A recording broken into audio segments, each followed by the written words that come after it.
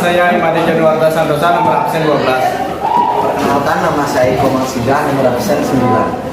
Pertama, saya akan menjelaskan pengertian dari gamelan dua kopiah. Gamelan dua kopiah merupakan tipe atau jenis gamelan paling umum yang ada di Bali.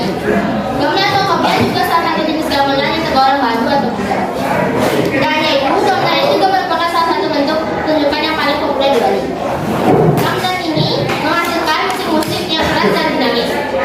Gamelan ini dipakai untuk mengiringi tari-tarian atau memainkan tabuhan instrumental.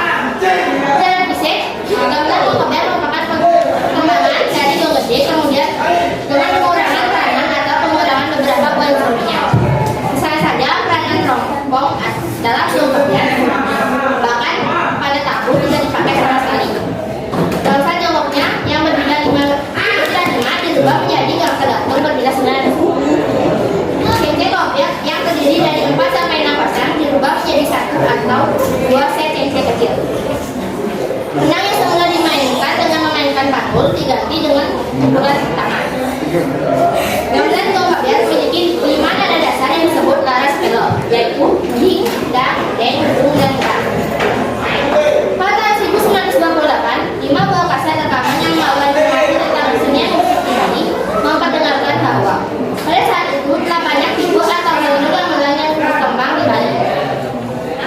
Tipe atau genre gamelan tersebut diantaranya gong kopiah, gamelan senat paguligan, gamelan pandai roman, gamelan gendang gamelan kampas, gamelan pajel gulai, gamelan gembur, dan gamelan angklung. Gong kopiah diyakini muncul ke permukaan mulai pada tahun pergantian abad ke-19. Inovasinya berkembang antara tahun 1910 sampai 1915 di Brunei, sebuah pusat pemerintahan Belanda di Bali. Konon, irama gong kopiah yang dinamis dipengaruhi oleh Masjid Tentara Belanda pada masa Perang Dunia. Pertunjukan kulit gong kopiah pertama kali di depan umum yang terdapat adalah pada bulan Desember 1919 saat diadakan kompetisi gong kopiah pertama di Jagaraga, Brunei. Umumnya, dalam pementasan gong kopiah terdapat 10 sampai 13 jenis instrumen yang digunakan dan masing-masing terdiri dari beberapa buah instrumen. Jumlah instrumen yang digunakan juga bervariasi tergantung kelompok atau satu dari gong kopiah yang aktif.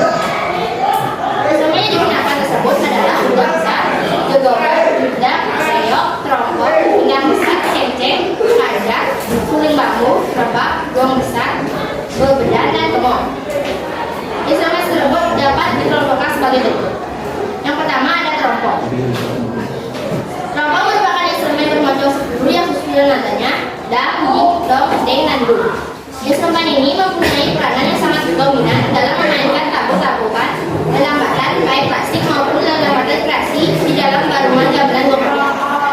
Pertama-tama ia bertugas sebagai penyambung pramura dan dilanjutkan sebagai pemulai gending. Memimpin gending dengan menjalin dan mengembangkan melodi-melodi pokok yang dimainkan oleh alat-alat berbilah serta menyambung bagian-bagian lagu. Instrumen trompet juga dapat memberikan variasi-variasi dan pengembangan yang lebih bebas dari melodi pokok, sehingga menghasilkan variasi-variasi yang sekaligus memperindah melodi tersebut. Kedua, terdapat reog. Reog bentuknya tidak jauh beda dengan instrumen trompet. Hanyalah jumlah dan ukuran nadanya serta ukuran yang berbeda.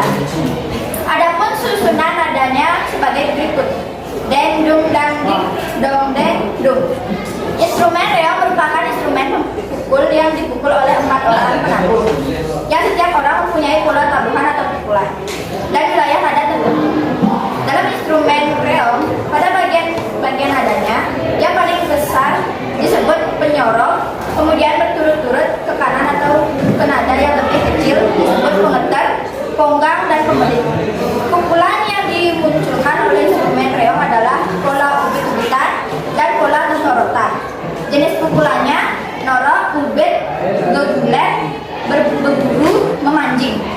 Yang ketiga terdapat kendang. Kendang dalam barungan gamelan gong kopiah memakai 2 buah kendang, yaitu kendang lanang dan kendang wadon. Kendang ini mempunyai ukuran yang berbeda sesuai dengan lagu atau gending yang dimainkan.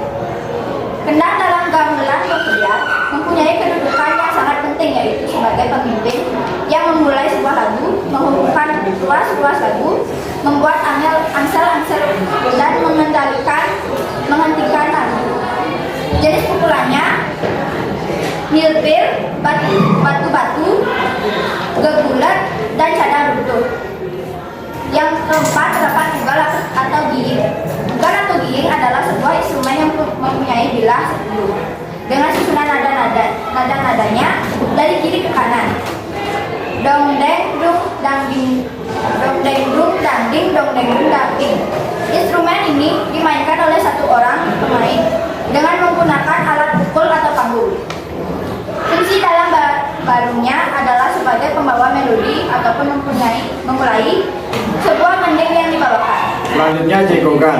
Jegogan adalah instrumen yang paling besar ukuran bilahnya di antara instrumen berbilah yang ada dalam barungan gamelan gong kebiar. Instrumen ini mempunyai 5 buah nada, yaitu ding dong deng dung dan dang. Instrumen ini berfungsi sebagai pemangku lagu dan memberikan aksentuasi yang kuat pada ruas-ruas gending atau lagu yang dimainkan.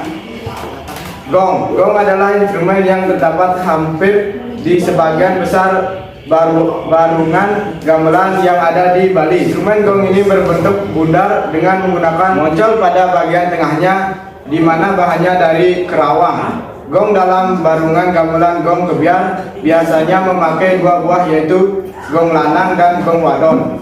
Gong dipukul apabila akan memberikan tekanan pokok yang paling berat pada kalimat terakhir lagu yang dimainkan.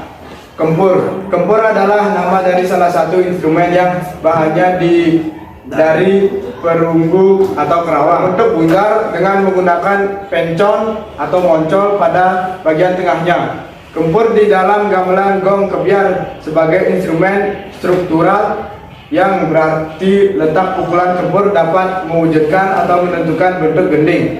Bende juga sering disebut dengan instrumen bende, di mana instrumen ini merupakan salah satu instrumen yang bermoncol yang bahannya dari kerawang.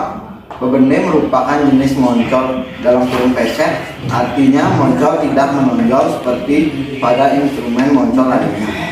Bebende merupakan instrumen yang cara mainnya lebih menekankan pada pola ritme dan pada lagunya sesuai dengan bentuk gending yang diikutinya. Selanjutnya ada kempil. Kempil merupakan sebuah instrumen yang bahannya dari kerawang. Instrumen ini menggunakan sebuah pencon yang nadanya tidak ditentukan dan diletakkan di atas pelawah dalam kurung tatakan dari kayu. Pukulan instrumen kempil berfungsi memberikan tekanan pokok pada kalimat-kalimat lagu yang merupakan instrumen struktural. Cengceng kopiah adalah instrumen yang mempunyai ukuran garis tengah 24 cm sampai 28 cm. Cara memainkannya adalah dengan jalan dibenturkan dengan instrumen yang lainnya. Pukulan instrumen cengceng kopiah ini membentuk suatu jalinan yang mana setiap pemain cengceng mempunyai pola pukulan yang berbeda, sehingga menimbulkan jalinan atau biasanya disebut dengan cendetan atau kelilitan.